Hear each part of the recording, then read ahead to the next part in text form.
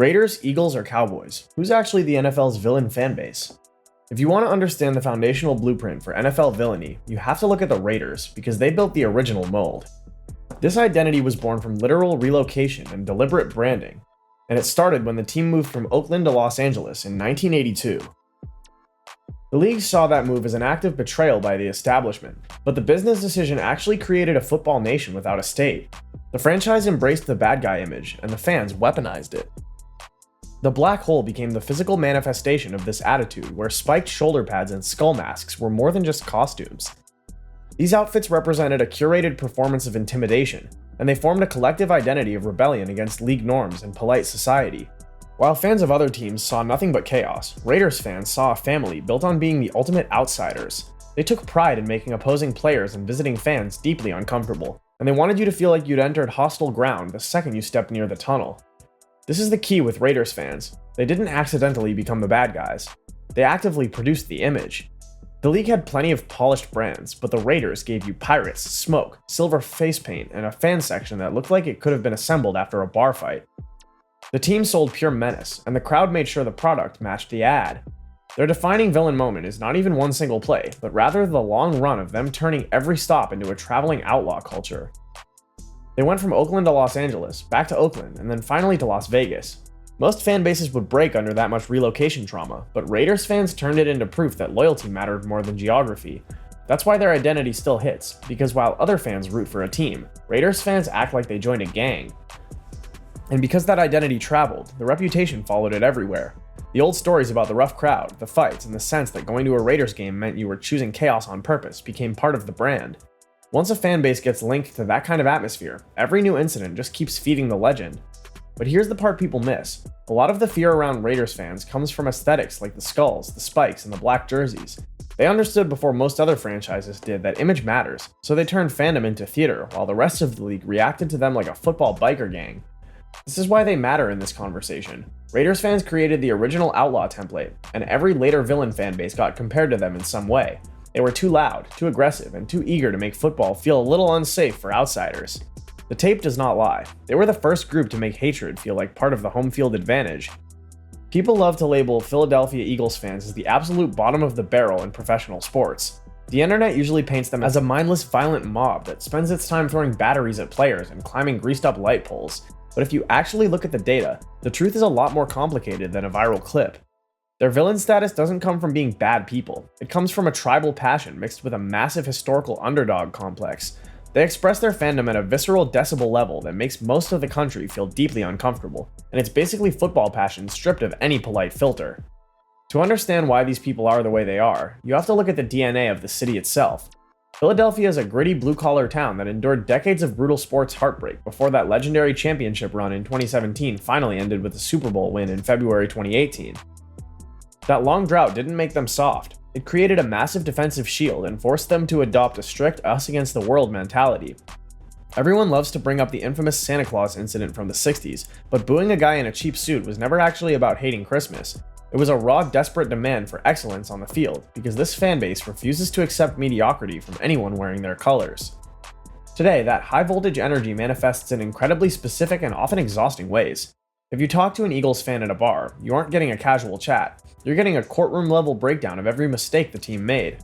They will aggressively debate a specific third-down play call from a random October game back in 2014, applying the legendary pettiness of their city to every single snap. They hold their own players to impossible standards, and they hold opposing teams to standards that are even worse.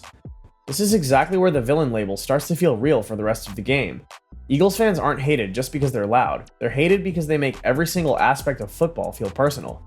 If your team manages to beat them, they will remember the holding call, the cheap shot, the lucky bounce, and even the smug grin from your backup tight end for the next decade. Even when their own team wins an ugly game, they'll spend the entire week complaining about the red zone play sheet. Their defining villain moment is the way the city turned pure pressure into a collective identity. You can trace a line from the old Santa story directly to the modern image of fans scaling poles after a playoff win, and it all points to the same conclusion. Philadelphia fandom doesn't do moderation because it literally doesn't know how, so everything gets pushed to full volume until the rest of the NFL covers its ears.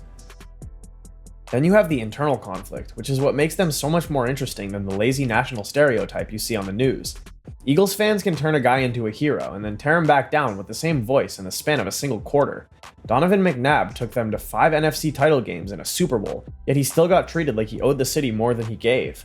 Terrell Owens was pure chaos in shoulder pads, which made him a perfect fit for the city's taste for confrontation, but even that blew up because the standard in Philly isn't just about talent, it's about emotional obedience, and while they want superstars, they specifically want stars who bleed the exact same way the fans do. This is why the Eagles fan is both wounded and dangerous. The pain of the past made them sharp, the history made them suspicious, and that title in 2017 didn't soften them up one bit. If anything, that trophy gave them proof that all the screaming, paranoia, and obsession was actually worth it. This creates a paradox that players around the league talk about constantly. Current and former stars often call Lincoln Financial Field one of the toughest places to play in the NFL, but they also know that same crowd will turn on its own offense by halftime if the effort feels fake. Eagles fans don't separate loyalty from pressure because, in their minds, pressure is the highest form of loyalty. Booing isn't a betrayal to them, it's just a very loud form of quality control. That's why the rest of the country keeps them firmly in the villain tier. They aren't just hostile to their rivals, they're hostile to comfort, excuses, softness, and sometimes basic public peace. Back in January of 2026, that reputation got fresh fuel when viral videos allegedly showed Eagles fans throwing beer cans at 49ers fans outside the stadium before a playoff game. When this fanbase smells even a hint of weakness, even from its own side, it attacks on sight. We've seen villainy born from intense passion and historical theft, but the final form we have to look at is something entirely different. This is villainy as a default setting, backed up by sheer overwhelming numbers that you can't get away from. The Dallas Cowboys fanbase is the one antagonist in the NFL that you simply can't escape, no matter where you live. The root of this collective hatred stems from a genius marketing stroke in the late 70s that created a massive national fan network. NFL Films officially dubbed them America's Team in 1978, and the franchise ran with that branding until it became a self-fulfilling prophecy. That title alone guaranteed decades of resentment from every other city in the country, and the villainy here comes directly from the sheer volume of the crowd. When your team is everywhere, even neutral games start to feel like road games for everyone else. There's also a persistent media footprint that completely clashes with their actual lack of success on the field. They have rarely played deep into January since the mid-90s, yet they still dominate the national conversation every single day. Being constantly subjected to a team's narrative when they keep losing early in the playoffs creates a unique kind of cultural annoyance that other fan bases can't stand. This is where the Cowboys become the stressed-out villain of the league. Every single year, the cycle starts over with a strong regular season, massive national hype, and old highlights on TV that make it seem like the glory days never ended. Talk radio acts like 1995 was last week, but then January shows up and the whole machine falls down the stairs in front of a national audience. In 2025, Cowboys fans actually led the league in the fan stress index at 62.75 out of 100, and the reasons fit the brand perfectly. Between 2.59 penalties per game and constant internal tension, this is a fan base that's always just waiting for the next stupid collapse to happen.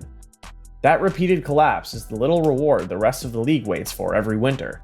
Fans of the other 31 teams aren't just watching Dallas lose, they're waiting for the annual emotional crash from a fan base that spent months telling you this roster was different. They told you the quarterback was different, the coach had changed, and the path to the Super Bowl was finally clear. But when you run the math, nearly 30 years of that exact same routine has turned the star on the helmet into one of the easiest punchlines in all of sports. The fanbase is so massive that the loudest casual fans end up taking over the entire brand.